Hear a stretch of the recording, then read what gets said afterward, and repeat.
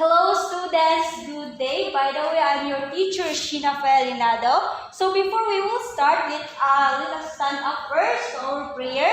So the name of the Father, the Son, the Holy Spirit. Amen.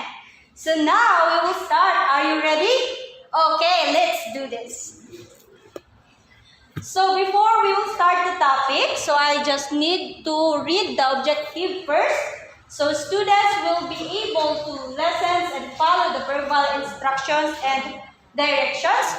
Students will be able to give clear and concise the verbal instructions and directions.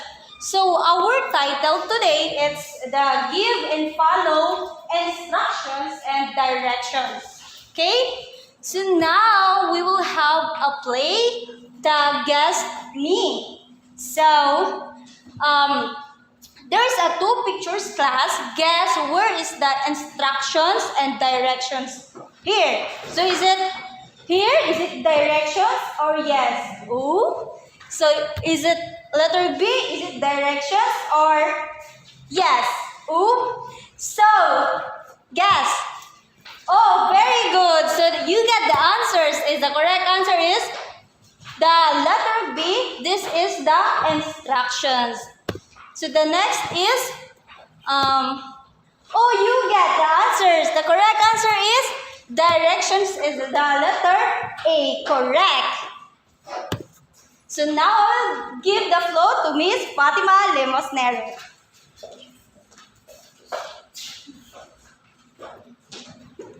Hello class, good afternoon. So, how are you? Okay, good. So by the way, my name is Fatima Hilamin Limosnero. I'm your English teacher. Just call me Teacher Fati. So now you know, already heard that Ma'am Shayna P guessed the quest, that guess of the picture. Already know. Okay, what is the meaning of the instructions and the directions? So we have here, what is instruction? It's an outline or manual, a technical procedure. It is a direction and order.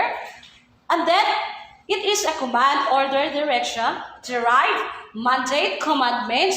It is a detailed information telling how should be done, operated, or assembled. It is like a direction, a key guidance. It is a recipe, specification, handbook, manual, booklet, and also the references, manual, or a Bible.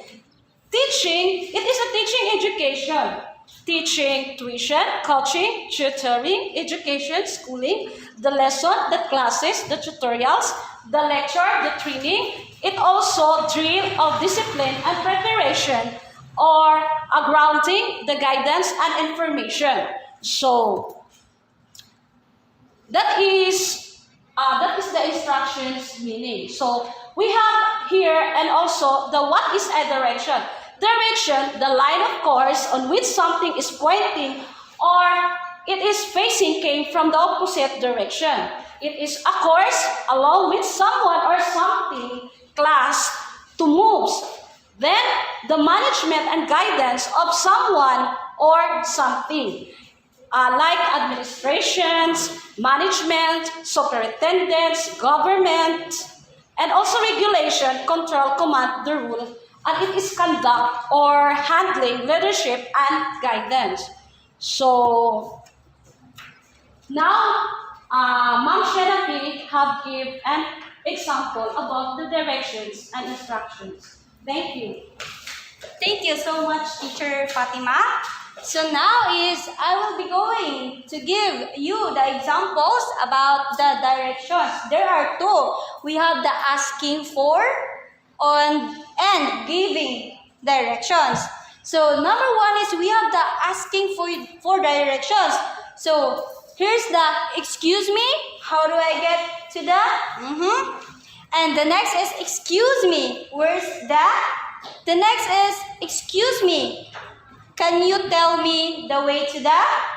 So we have the giving directions, meaning you will be going to give the directions.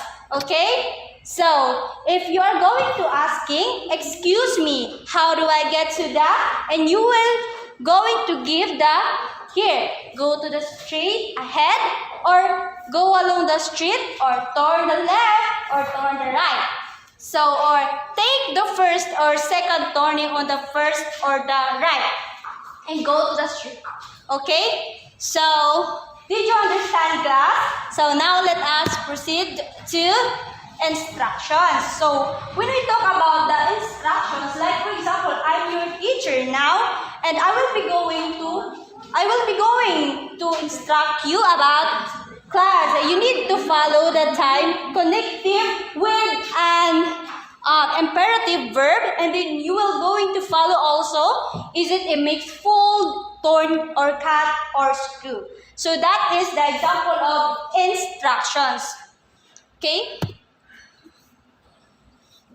So other that is we have the giving instructions. So if the teacher is giving the instructions, you need to follow also. So we have the three pictures here. Is it a washing machine? Yes.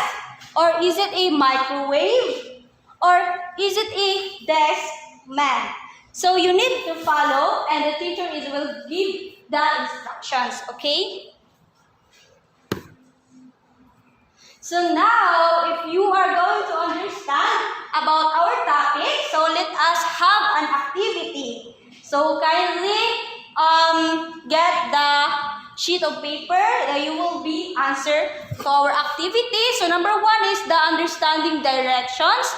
So on your paper, write down your personal definition about what is the directions or what is the instructions. Okay? Start now in 5 minutes. Okay, class, time's up. Pass your paper now. So we will done.